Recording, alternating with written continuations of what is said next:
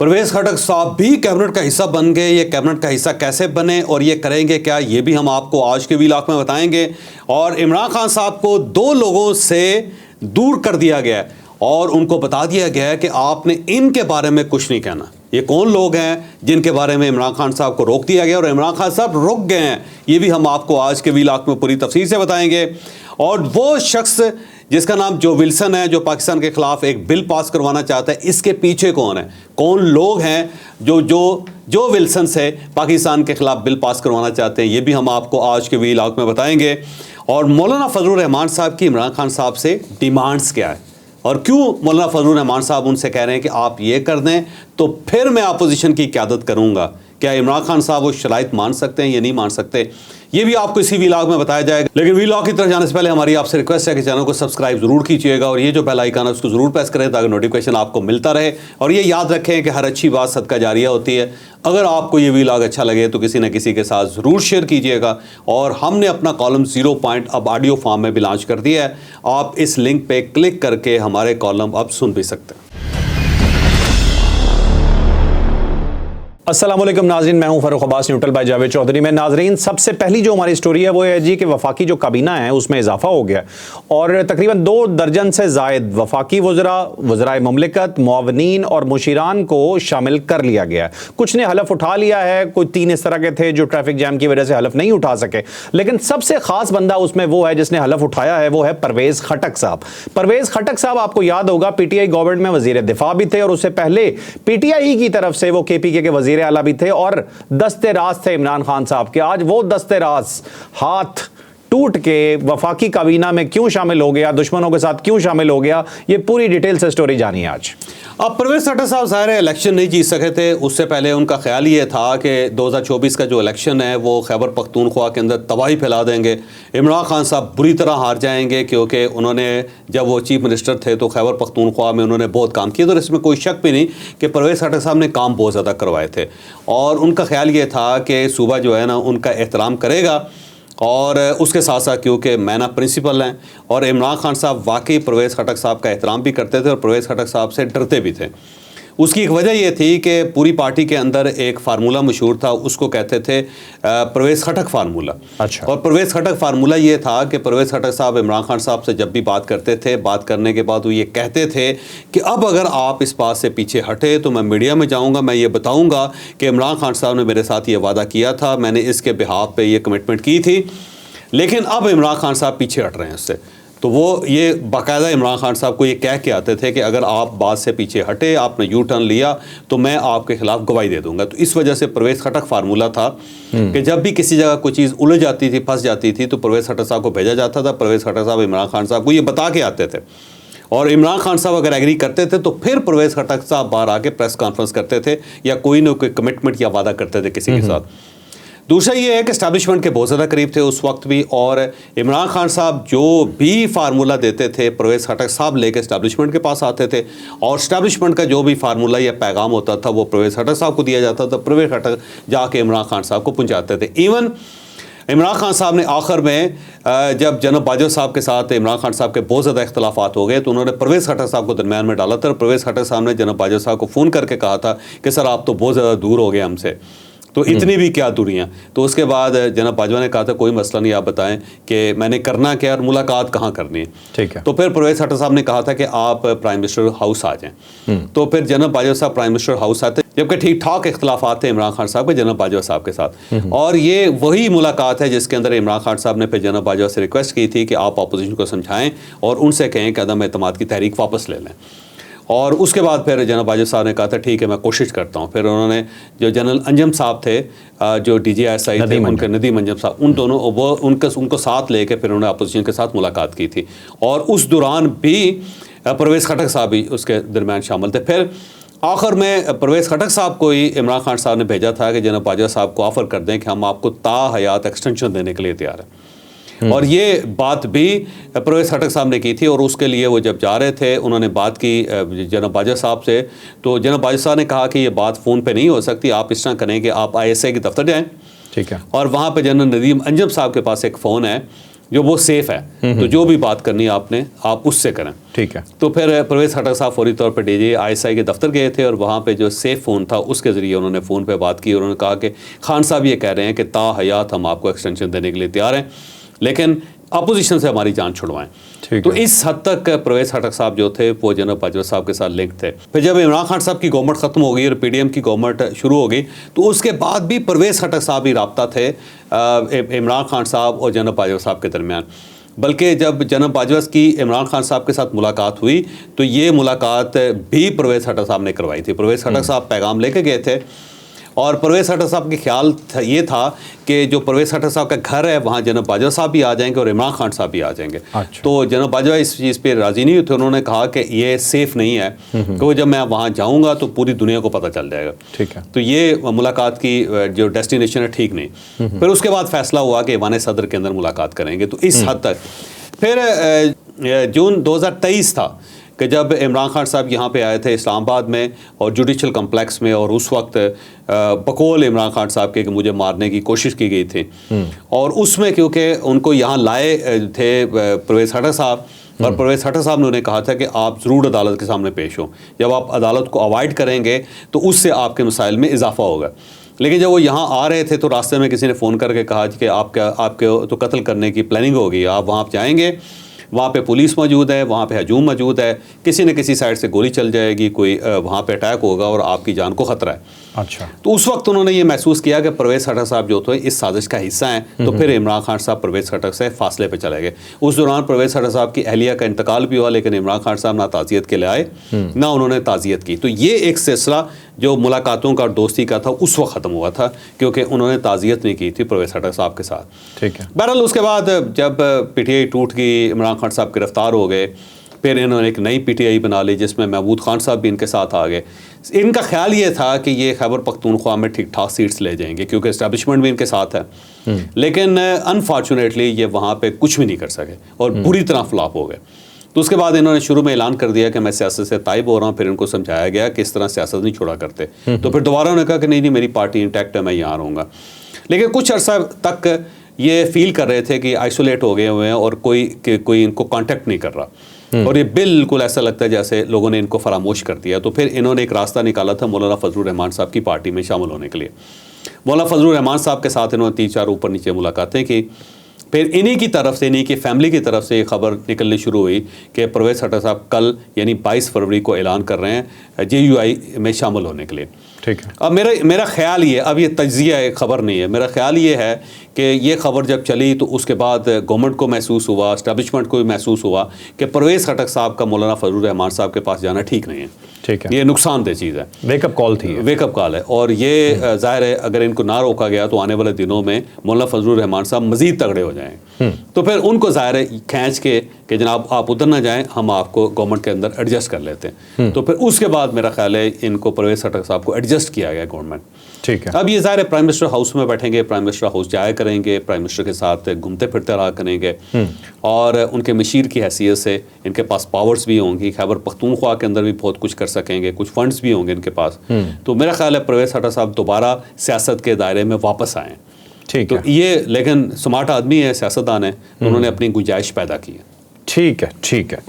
नाज़रीन, चलते हैं अपनी अगली स्टोरी की तरफ। नेक्स्ट स्टोरी भी हमारी बहुत इंपॉर्टेंट है। दुश्मनी के अंदर आपको बहुत ये ख्याल रखना होता है कि जो दुश्मन का दुश्मन है वो आपका दोस्त ज़रूर होता है, लेकिन आपको ये भी देखना होता है क्या वो आपका दोस्त बन सकता है जिसे आप दोस्त बनाने जा रहे हैं। तो ऐसी एक स्टोरी है, 2 ऐसे नाम हैं जो कि एंटी स्टेट हैं पाकिस्तान के इस वक्त, जो बज़ाहिर नज़र आता है उनके बयानात से, उनकी चीज़ों से, और पाकिस्तान में कुछ भी गलत होता है तो ये लोग कंडेम नहीं करते। उनका साथ दिया इमरान खान साहब ने, लेकिन उन्होंने उसके बदले में इमरान खान साहब के साथ क्या किया, और इसके रिजल्ट में पूरी पार्टी जब खान साहब के पास जाके पहुंची तो उन्होंने खान साहब को एडवाइस क्या किया, और अब खान साहब क्या करने जा रहे हैं, ये पूरी स्टोरी आपको बताते हैं। अब देखिए, 2 लोग हैं, जैसे मारंग बलोच हैं जिनका ताल्लुक ज़ाहिर है बलोचिस्तान के साथ है, खातून है, और मिसिंग पर्सनस के नाम पे उन्होंने अपनी पॉलिटिक्स शुरू की थी, और आहिस्ता आहिस्ता वो मशहूर हो गई बलोचिस्तान के अंदर। ये रियलिटी हकीकत है कि वो मशहूर हैं, यूथ के अंदर भी और पुराने लोगों के अंदर भी। बल्कि जो एक बयानिया बलूचिस्तान का था, प्रोटेस्ट का बयानिया, वो उन्होंने हाईजैक कर लिया। अब सरदार जो बलूचिस्तान के, उनके पास कुछ नहीं है, उनके कहने पे लोग नहीं निकलते, मारंग बलोच के कहने पे लोग निकल आते हैं। और इंडियन जो है वो सपोर्ट कर रहे हैं इनको, और सोशल मीडिया के अंदर उन्होंने बड़ी प्रोजेक्शन की इनके। दूसरे मंजूर पश्तीन साहब हैं जिनका ताल्लुक ज़ाहिर खैबर पख्तूनख्वा के साथ है, और वो भी एंटी स्टेट उनका एक बयानिया है जो पूरी दुनिया को पता है। और जो एक नारा है जो इस वक्त लग रहा था, पिछले दिनों भी लग रहा था, वो लम्स के अंदर, वो नारा मंजूर पश्तीन ने तख्लीक किया था। बिल्कुल। लेकिन यहाँ पे मैं आपको ये बताता जाऊँ कि मंजूर पश्तीन साहब जो हैं वो आर्मी पब्लिक स्कूल के पढ़े हुए हैं, और वहीं से इनकी पैदावार हुई है, वहीं से ये डेवलप हुए हैं, वहीं से ये जीते भी हैं। लेकिन उसके बाद ज़ाहिर है ये दूसरी साइड पे चले गए। तो ये दोनों जो लोग हैं, महारंग बलोच साहबा और मंजूर पश्तीन साहब, मैं ज़ाहिर इज़्ज़त के साथ इनका जिक्र कर रहा हूँ, ये इस्टेब्लिशमेंट या रियासत जो इनको पसंद नहीं करती, और सख्त खिलाफ है रियासत की, क्योंकि उसकी वजह यह है कि रियासत की आंखों के अंदर रोज़ाना मिर्चें झोंकते हैं। तो कैसे कोई मुल्क तस्लीम करेगा? जो रियासत के खिलाफ है उसे रियासत पसंद करेगी क्यों? हाँ, स्टेट के खिलाफ है। जो स्टेट के खिलाफ है तो कौन उसको पसंद करेगा? कुदरती बात है, रियासत क्यों पसंद करेगी? सही आपने फरमाया। लेकिन अब इशू ये है कि इमरान खान साहब ने क्योंकि रियासत को चढ़ाना शुरू किया हुआ है, कभी वो जनरल याहिया खान पार्ट 2 कह देते हैं, कभी वो जानवर कह देते हैं, कभी वो बादशाह सलामत कह देते हैं, तो हर वो हरकत करते हैं जिससे स्टेट को तकलीफ़ हो सकती है या स्टेट की आंखों के अंदर रगड़ पड़ सकती है। ठीक है, रड़क जिसको पंजाबी में कहते हैं। सही। तो हर वो हरकत वो करते हैं। तो उन्हें पता है कि मंजूर पश्तीन और महारंग बलोच को लोग पसंद नहीं करते, और इस्टेब्लिशमेंट तो बिल्कुल पसंद नहीं करती। तो इमरान खान साहब ने इनके हक में ट्वीट्स करनी शुरू कर दी। फिर उन्होंने कहा जी इनको भी बुलाएं आप, अपोजिशन के जो अकट है उसके अंदर। तो जो यहाँ पे कौमी कॉन्फ्रेंस हो रही थी उसमें भी इनको बुलाया गया था, इनको दावत दी गई थी आप आके तकरीर करें। लेकिन वो समझदार लोग हैं, उन्हें पता था FC वहाँ पे खड़ी है, हम जाएंगे तो हम गिरफ्तार हो जाएंगे, इस चक्कर में नहीं पड़े। तो इमरान खान साहब ने जब उनकी तारीफ़ की तो पाकिस्तान तहरीक इंसाफ का ख्याल ये था कि महारंग बलोच और मंजूर पश्तीन की तरफ से शुक्रिया का मैसेज आएगा इमरान खान साहब के लिए। लेकिन ना मंजूर पश्तीन ने शुक्रिया अदा किया इनका, और ना ही महारंग बलोच ने इनका शुक्रिया अदा किया। और उसकी बुनियादी वजह ये थी कि इनकी जो तहरीकें थी जब इमरान खान साहब के दौर में चलती थी तो इमरान खान साहब ही उनको कुचलते थे। उस वक्त भी डंडा डोली होती थी ये दोनों तहरीकें जो थी। तो इमरान खान साहब से वो बहुत ज़्यादा खुश नहीं हैं। वो समझते हैं कि ये भी उतने ही एजेंट हैं, इतने ही ज़िम्मेदार हैं जितने दूसरे लोग ज़िम्मेदार हैं। तो इमरान खान साहब की ख्वाहिश पूरी नहीं की उन्होंने, ना उन्होंने शुक्रिया अदा किया, ना उन्होंने इमरान खान साहब के बढ़े हुए हाथ को थामा। तो इस पे पार्टी ने फिर उनको समझाया इमरान खान साहब को कि आप इस लेवल पे ना जाएं कि हमारे सारे रास्ते बंद हो जाएं।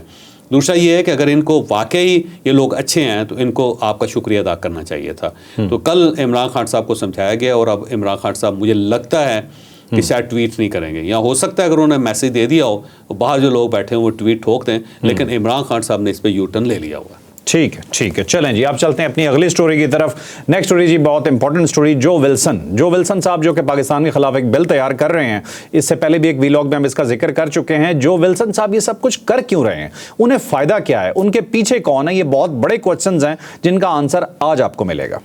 अब देखें, जो अमेरिका है वहाँ पे इंडियन लॉबी इस वक्त बड़ी तगड़ी है। आप देख लें, एक तो जो टेक की तमाम कंपनीज हैं उनके जो बड़े CEOs हैं उनमें मेजॉरिटी इंडियन है, और इंडिया के साथ वो ताल्लुक है, इंडियन नेशनल है वो, इसमें कोई शक नहीं, और अमेरिका के अंदर काम कर रहे हैं।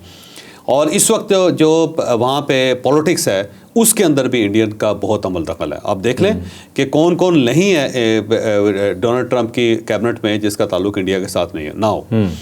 तो अब इंडियन लॉबी जो है वो बेसिकली पाकिस्तान फ़ौज के ख़िलाफ़ है।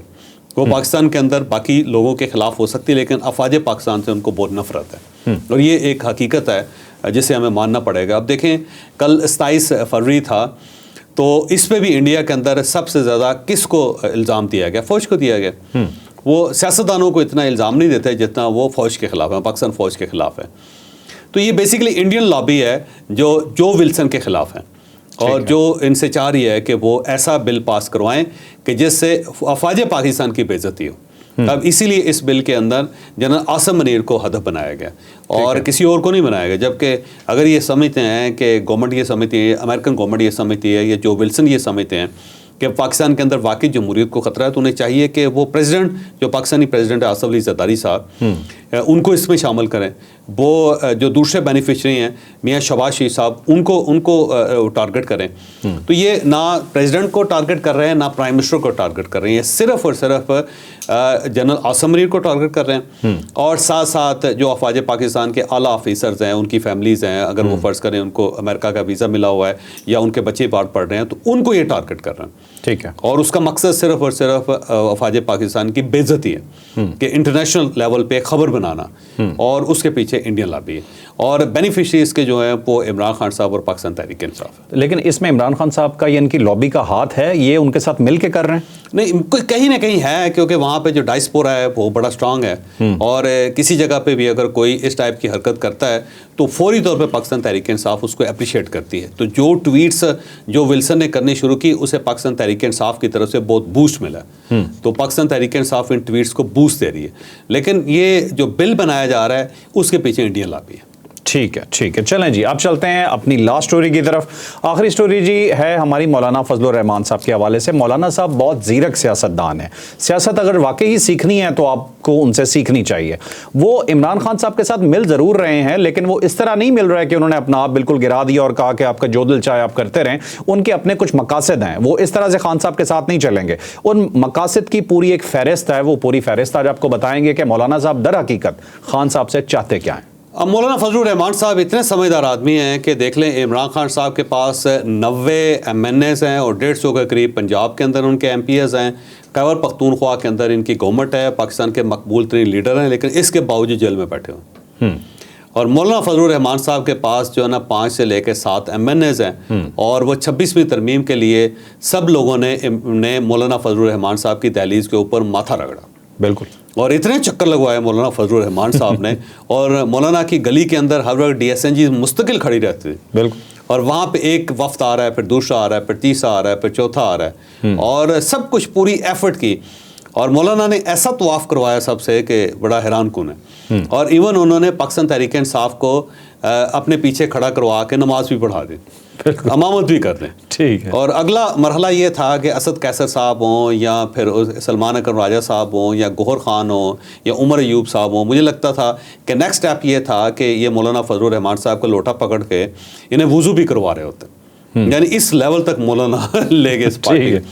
फिर 26वें तरमीम में उन्होंने बहुत इज्जत की पाकिस्तान तहरीक इंसाफ की, और आखिर में भी पाकिस्तान तहरीक इंसाफ ने जो जो तरामीम कही, मौलाना फजलुर रहमान साहब ने गवर्नमेंट को राज़ी किया।